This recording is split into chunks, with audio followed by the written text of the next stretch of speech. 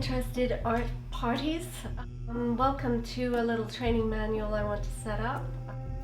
First of all, today, little shadows. How do you make shadows without using black or white? Let's see. So here we have the Complementary color wheel.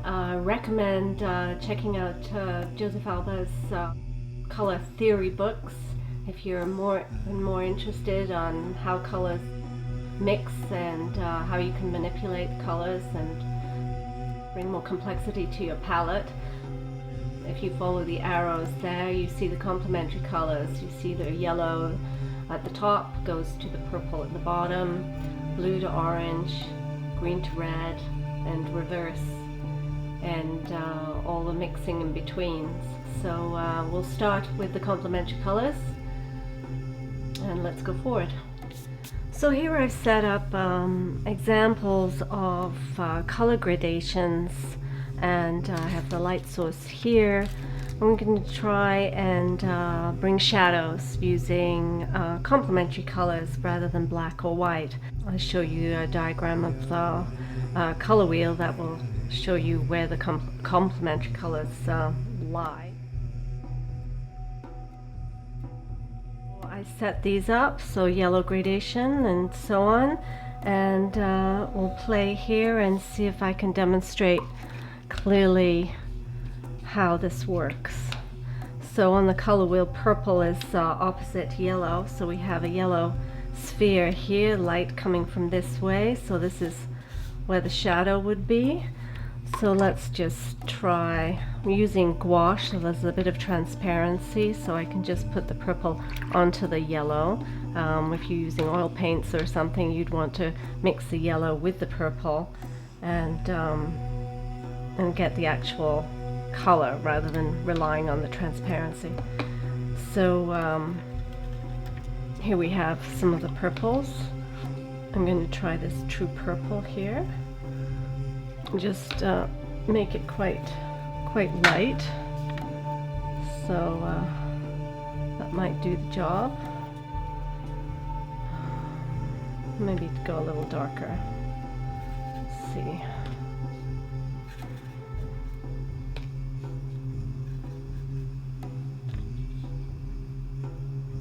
Okay.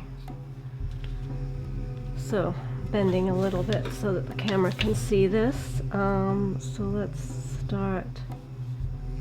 Let's see how that works as a shadow. Let that dry and see how that translates, see if that's convincing. Obviously, if you're not going for some sort of level of realism, it doesn't really matter what you do, but this is just to give you a little bit more resources when you're playing around, so that you can manipulate your vision. Okay, so opposite the wheel, complementary color of red is green. So we'll go into the green here, get a sort of a true green, I think. Here again, quite translucent. Let's see what we have here. That might work. Maybe a bit more.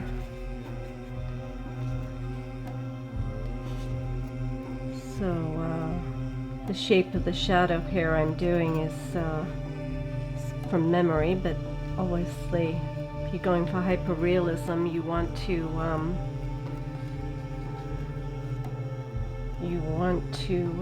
look at your subject a bit more. So that green shadow is too green.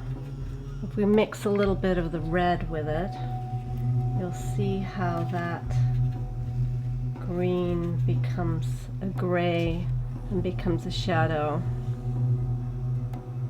in this color here. I think maybe I need to be a bit more bold with the amount of color here. As always, experiment. So we get a true, so that would be the shadow there. So you see how the green and the red create this gray.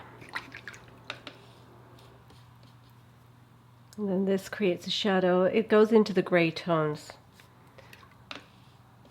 But instead of using black or white to highlight and shadow, which just dulls the color, this adds a degree of color. So let's try again with the green one here. So green, red, red, green. So we'll try this red, green that I had going here.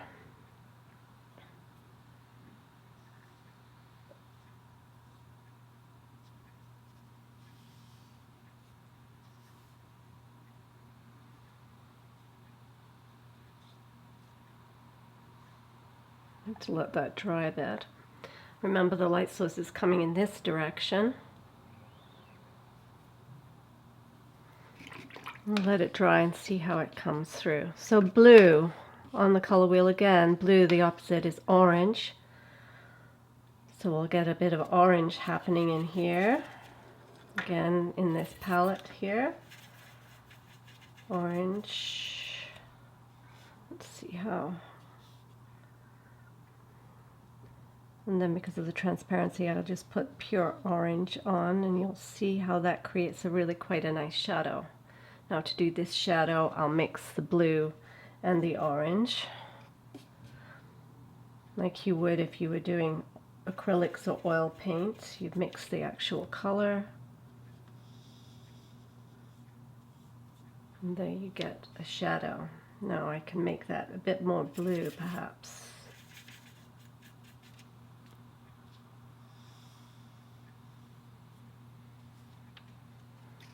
See how that turns into a gray. Do we want a little more orange in it? Possibly. Not that much. There. Creates a bit of a burst of color. Okay, let's try the reverse of that. We have the orange down here. Opposite of the orange is the blue again. Create a blue. See how dark it is. Perhaps a bit too much on my brush. I can always use a tissue with this stuff. Okay. And then put a bit of orange in here.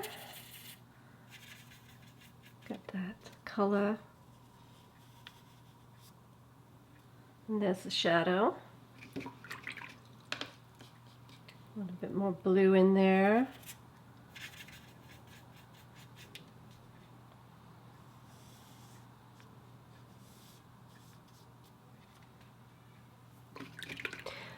And then here we have the purple. Back to the beginning here.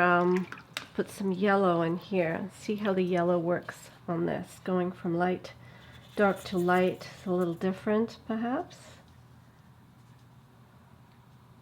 How this works. Yellow, a little bit of purple.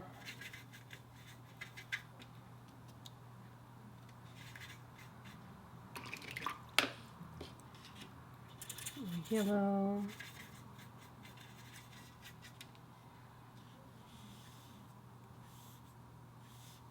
It's too yellow. We want to mix the two.